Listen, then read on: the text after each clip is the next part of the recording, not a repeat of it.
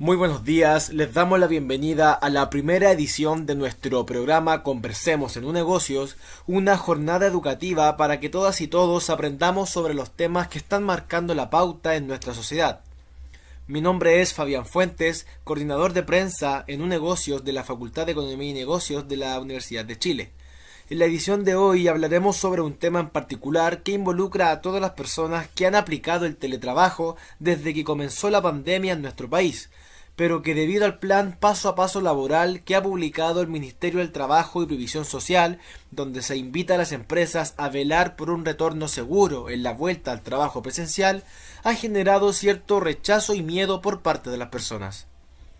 Hoy nos acompañará un experto en el área de recursos humanos para conversar acerca de este tema, las recomendaciones que existen para un retorno seguro y cuáles son los desafíos que enfrentarán las empresas post pandemia. Para comenzar con el programa Conversemos en un Negocios, nos acompaña Juan Francisco Luna. Él es psicólogo laboral de la Pontificia Universidad Católica de Chile y docente del Diplomado en Gestión Estratégica de Recursos Humanos y Relaciones Laborales de un Negocios de nuestra facultad. ¿Cómo estás, Juan Francisco? Un gusto saludarte. Hola, Fabián, muy bien por acá, esperando que llegue el 18 y nada, muy agradecido de la invitación.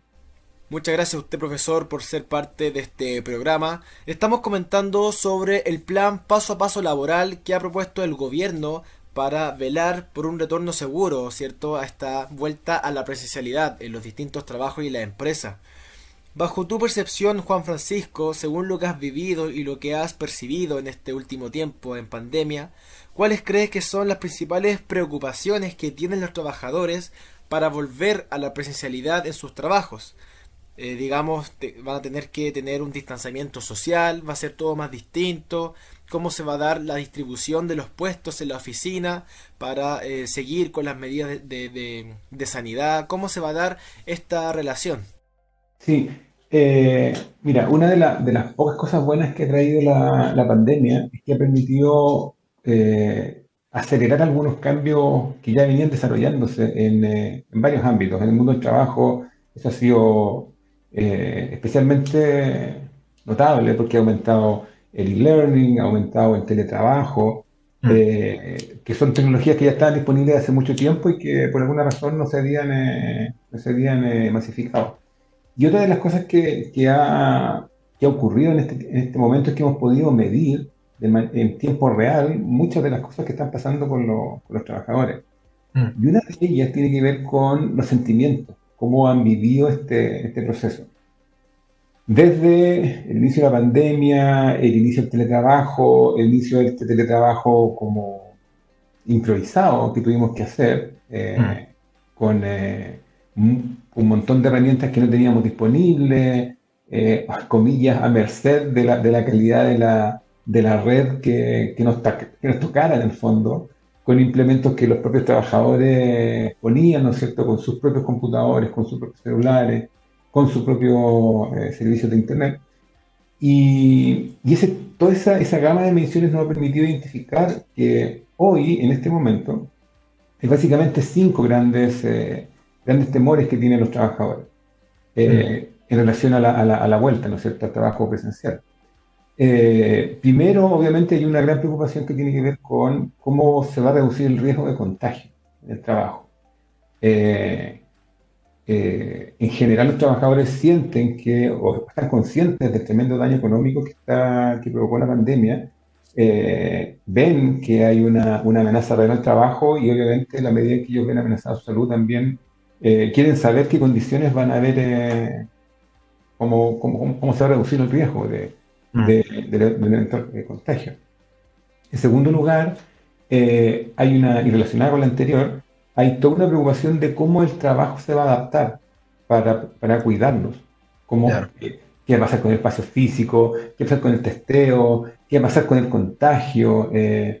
Nos ha pasado de que hemos trabajado con organizaciones que han sido tremendamente abiertas y comunicativas con los trabajadores y otras que han sido tremendamente cerradas, lo cual aumenta el temor de los trabajadores. Hay organizaciones públicas y privadas donde los trabajadores no saben si es que hubo contagio, no saben cómo se va a hacer. Y obviamente todo eso eso acelera o aumenta los temores que puedan tener los trabajadores.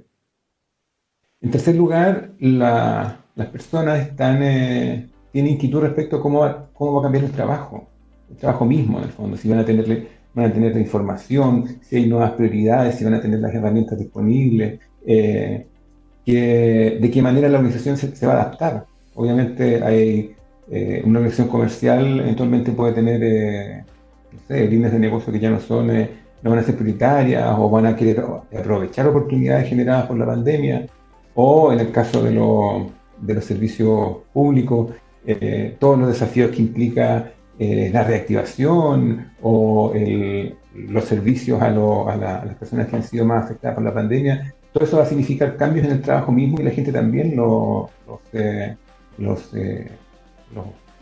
quiere saber en el fondo qué sucede con eso.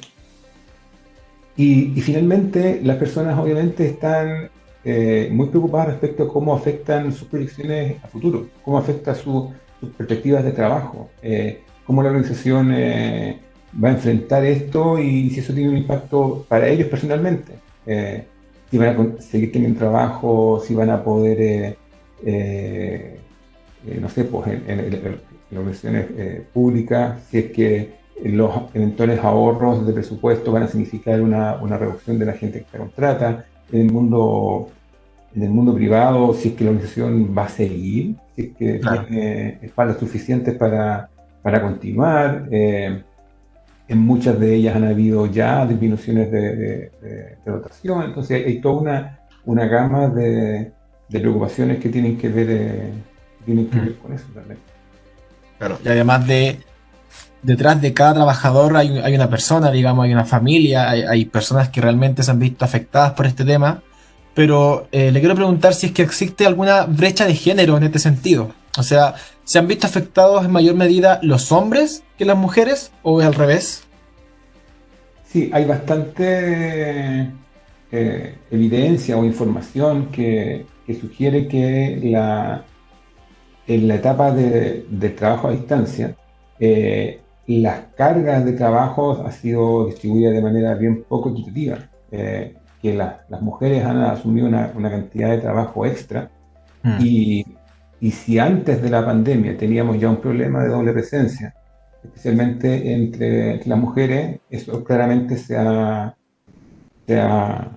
aumentado, se ha aumentado en este periodo. Eso por una parte. Y por otra parte, en términos del efecto en el empleo, también se ha visto de manera Mm. desproporcionada un efecto. La pérdida de trabajo ha sido más relacionada con cargos más ocupados por mujeres y se teme que todos los esfuerzos de equidad en el mundo laboral hayan visto un retroceso bien importante a propósito Mm. de la pandemia. Eso hasta ahora. Mm. En la etapa que estamos comenzando ahora, que esperamos que se consolide, ¿no es cierto? Que es la vuelta progresiva a una situación de más, comillas, normalidad. Eh, Uno de los efectos importantes del trabajo tiene que ver con el manejo del estrés y cómo se va a vivir esta experiencia nueva. Eh, Mm. Hay diferentes estudios que indican que entre el 6 y el 10% de la fuerza de trabajo se va a ver afectada por estrés postraumático. Entre el Mm. 6 y el 10% de la fuerza de trabajo se va a ver Sí. afectada por síndrome de estrés postraumático. Y diferentes estudios sugieren que la proporción va a ser mayor en mujeres que en hombres. Así que, además de los efectos que han habido antes, a partir de ahora también las organizaciones debieran estar atentas a ese tipo Mm. de problemas que eventualmente pudieran surgir. Y esto se debe principalmente a que los sectores que más se han visto afectados durante la pandemia son sectores que en su mayoría trabajan mujeres, como por ejemplo el turismo. Entonces, quizá esa sea como la principal causa que define que las mujeres se han visto más afectadas psicológicamente por la pandemia. ¿Qué cree usted? Eh, es posible, es posible. Los datos que tenemos son datos de empresas, perdón, de países que ya vivieron el proceso antes que nosotros. Por lo Mm. tanto, y si bien hay ciertos sectores que en diferentes países han sido comúnmente afectados, turismo, eh, alimentación, ¿no es cierto?, de gastronomía, Claro. los viajes, aerolíneas, etcétera. Hay algunas particularidades en algunos países que no hacen que sea tan como transferible una experiencia sobre la otra. Mm, Y probablemente en el porcentaje de mujeres y de hombres que tienen síntomas de estrés postraumático, también hay características de género, en el fondo, que las mujeres probablemente son más autoconscientes y más sensibles y están más abiertas a pedir ayuda que los hombres. claro, sí, es verdad. Y profesor, en cuanto al plan paso a paso laboral que ha propuesto el gobierno, donde las empresas deben velar por un retorno seguro, digamos, por sus trabajadores, ¿cuáles cree usted que son las señales a las cuales deben estar alerta las jefaturas o los gerentes de una empresa frente a los comportamientos que puedan tener sus colaboradores? Porque esto va a ser un desafío psicológico para las empresas, el hecho de, y también para el área de recursos humanos, el hecho de manejar las conductas que tengan sus trabajadores. Exacto, exacto. Hay una serie de roles que los que la alta administración y las áreas de personas, en caso de que existan, deben cumplir para que este proceso sea lo más fluido posible. Eh, Mm, y si uno pudiera resumirlo, eso es muy importante que esas áreas sean capaces de transmitir el mensaje de que estamos todos juntos en esto, de que se van a respetar los tiempos personales, se van a respetar las necesidades individuales, que nadie va a estar forzado a apurar un proceso si es que no está listo. Es muy importante que se analicen tiempos de desplazamiento, quienes viven lejos, quienes mm, tienen personas de alto riesgo en su familia, quienes tienen que ocupar la movilización colectiva, quienes tienen qué cargos son los que efectivamente pueden mantenerse con teletrabajo.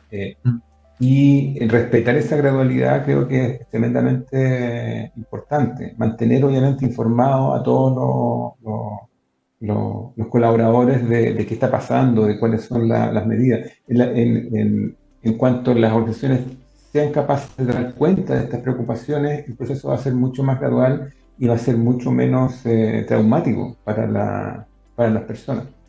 claro. Nos ha tocado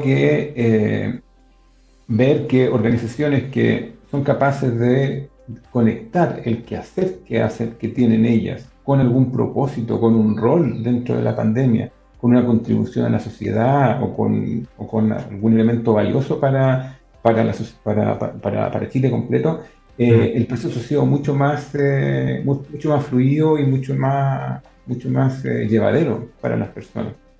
mm, Eh, a esta altura ya sabemos que hay un porcentaje de personas que van a tener síntomas o van a vivir el proceso de manera más compleja y que van a necesitar algún tipo de apoyo adicional. Y estar atento a esas señales también es relevante, que mm, los jefes sepan de que eh, a qué rasgos, a qué elementos, a qué conductas deben prestar atención es tremendamente importante. Yo lo voy a mencionar.